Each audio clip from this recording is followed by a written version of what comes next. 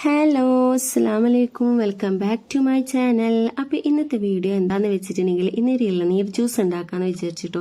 ഇന്നൊരു ഇളനീർ കിട്ടിയപ്പോൾ ഞാനിതാ ഈ ഒരു ഇളനീർ വെച്ചിട്ട് നമുക്ക് നാലാൾക്ക് ചെറിയൊരു ക്ലാസ്സിൽ നാലാൾക്ക് പറ്റുട്ടോ ജ്യൂസ് അടിച്ചിട്ടുണ്ടെങ്കിൽ.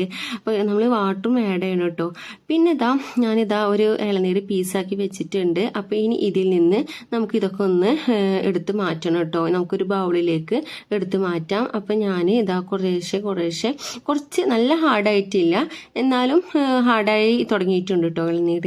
അപ്പോൾ ഈ ഒരു ബൗളിലായിട്ട് നമുക്ക് കിട്ടിയിട്ടുണ്ട്. ഞാൻ നോർമലി ഇളനീർ ജ്യൂസ് അടിക്കുന്നത് പാലിലാണ് അടിക്കുന്നത്. അപ്പോൾ പക്ഷേ നമ്മൾ പാല് കിട്ടുന്നതിന് മുന്നേ തന്നെ ഇളനീർ ജ്യൂസ് അടിക്കാൻ നോക്കിയപ്പോൾ ഞാൻ ഇവിടെ പാൽപ്പൊടിയാണ് ആഡ് ചെയ്തിട്ടുള്ളത്.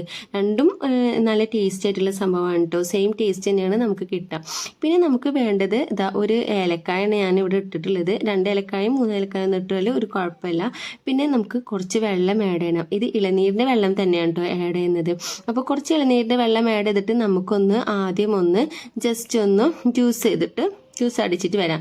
പിന്നെ ഞാനിതാ പറഞ്ഞില്ലേ, പാലല്ല പാൽപ്പൊടിയാണ് കേട്ടോ ഇവിടെ ആഡ് ചെയ്യുന്നത്.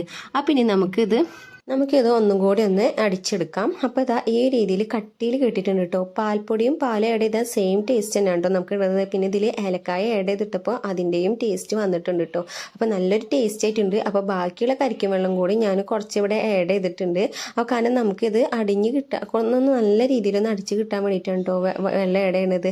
പിന്നെ അതിന് ശേഷം ഇവിടെ കുറച്ച് പാൽപ്പൊടിയും കൂടി ആഡ് ചെയ്തിട്ട് നന്നായിട്ടൊന്ന് അടിച്ചെടുത്തിട്ടുണ്ട്. അപ്പോൾ നല്ല കട്ടിയിലായിട്ടാണ് വന്നിട്ടുള്ളത്. അപ്പോൾ കുറച്ചും കൂടി പഞ്ചസാര ആഡ് ചെയ്തു. പിന്നെ കുറച്ച് തണുത്ത വെള്ളം കൂടി ആഡ് ചെയ്യുന്നുണ്ട് കേട്ടോ. ആ കുറച്ച് തണുത്ത വെള്ളം കൂടി ആഡ് ചെയ്തതിന് ശേഷം നമ്മളിവിടെ ഒന്നും കൂടി കാരണം ഒന്ന് ലൂസായി കിട്ടാൻ വേണ്ടിയിട്ടാണ് കേട്ടോ ഒന്നും കൂടി അടിച്ചെടുക്കുന്നത് വെള്ളം ആഡ് ചെയ്തിട്ട്.